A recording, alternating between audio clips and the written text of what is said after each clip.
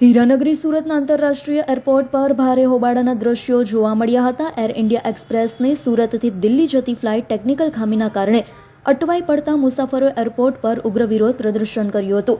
Flight નિર્ધારિત સમય કરતાં 10 કલાક જેટલી મોડી થતા અને એરલાઇન્સના સ્ટાફ તરફથી સંતોષકારક જવાબ ન મળતા મુસાફરોનો પિત્તો ગયો હતો।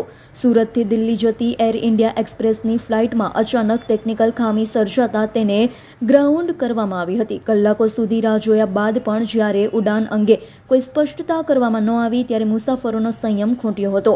दिल्ली की फ्लाइट यहाँ की रेट रीशेड्यूल हुई है, तो ये 4 बजे की क्यों नहीं रीशेड्यूल नहीं हुई? वो भी एयर इंडिया एक्सप्रेस ही है ना। और आप जवाब कैसे दे रहे हो? तो उसका कस्टमर यहाँ पे जाएगा तो 4 बजे कैसे पहुँचेगा?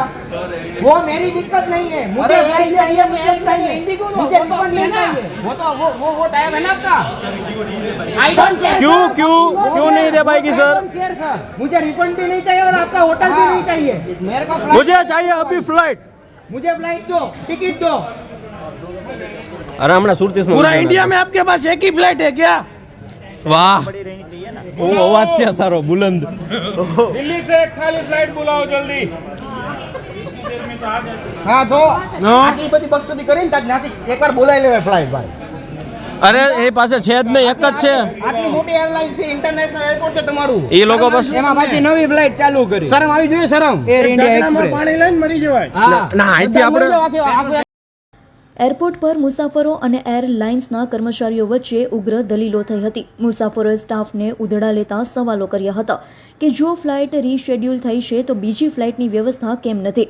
તમારી પાસે આખા ભારતમાં શું એક જ ફ્લાઇટ છે? અમને રિફંડ કે હોટલની સુવિધા નથી જોઈતી, અમને અત્યારે જ બીજી ફ્લાઇટની ટિકિટ આપો। તો મુસાફરોનો આક્ષેપ છે કે એરલાઇન્સ પાસે કોઈ વૈકલ્પિક પ્લાન નથી। ઘણા મુસાફરોને દિલ્હી પહોંચીને આગળની કનેક્ટિંગ ફ્લાઇટ પકડવાની હતી અથવા મહત્વની મીટિંગ હતી જ્યાં વિલંબના કારણે રદ કરવી પડી છે। Bureau report, Hind TV news, Surat.